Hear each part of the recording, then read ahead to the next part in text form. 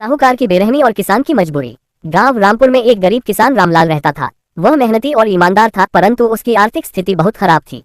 उसके पास थोड़ी सी जमीन थी जिस पर खेती करके वह अपने परिवार का पेट भरता था। लेकिन किस्मत ने उसके साथ अन्याय कर रखा था। सालों से सूखा पड़ रहा था जिससे फसल खराब हो रही थी।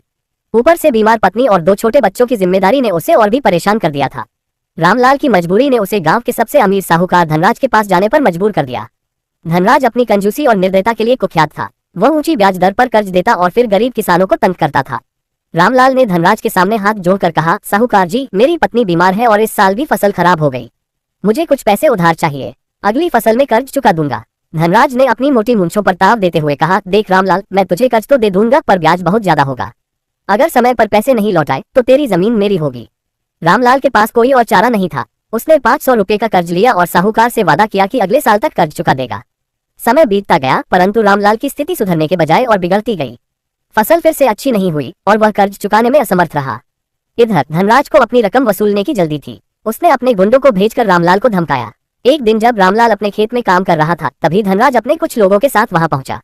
उसने गुस्से में कहा, रामलाल, अब बहुत समय हो गया। तेरा कर्ज बढ़कर 1000 रुपये हो गया है। अगर तूने 1 हफ्ते में पैसे नहीं दिए तो मैं तेरी जमीन अपने नाम कर लूंगा। रामलाल ने हाथ जोड़कर विनती की, साहूकार जी, थोड़ी मोहलत दे दीजिए।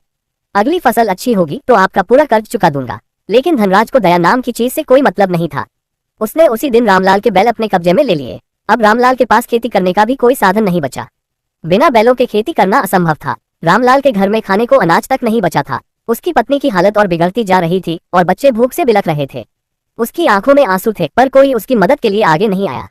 आखिरकार उसने गांव के मुखिया के पास जाकर अपनी व्यथा सुनाई। मुखिया को पहले से पता था कि साहूकार धनराज किस तरह गांव के गरीब किसानों का शोषण करता है। उन्होंने गांव की पंचायत बुलाई और फैसला किया कि धनराज को बुलाकर न्याय किया जाए। गांव की पंचायत बैठी। मुखिया ने धनराज से पूछा, क्या ये सच है कि तुमने रामलाल को ऊंचे ब्याज पर कर्ज दिया और उसकी जमीन हड़पने की धमकी दी? धनराज हंसते हुए बोला, मैंने तो अपने पैसे वापस मांगे हैं, इसमें क्या गलत है? मुखिया ने कड़ी आवाज में कहा, कर्ज देना गलत नहीं, पर गरीब किसानों का शोषण करना गलत है।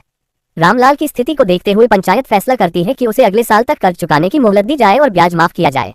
धनराज को पंचायत के फैसले को मानना पड़ा। उसने रामलाल के बैल लौटाए और उसे एक और मौका दिया। रामलाल को न्याय मिल गया। लेकिन ये कहानी हमें एक बड़ी सीख देती है, गरीबों का शोषण करने वाले लोग समाज के लिए घातक होते हैं।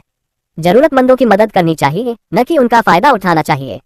साहूकार की बेईमानी और पंचायत के न्याय ने साबित किया कि मिलकर अन्याय का सामना किया जाए तो बदलाव संभव है। दोस्तों, कहानी कैसी लगी हमें कमेंट करके बताएं। फेसबुक पर देख रहे हैं तो फॉलो करें, यूट्यूब देख रहे हैं तो सब्सक्राइब करें, लाइक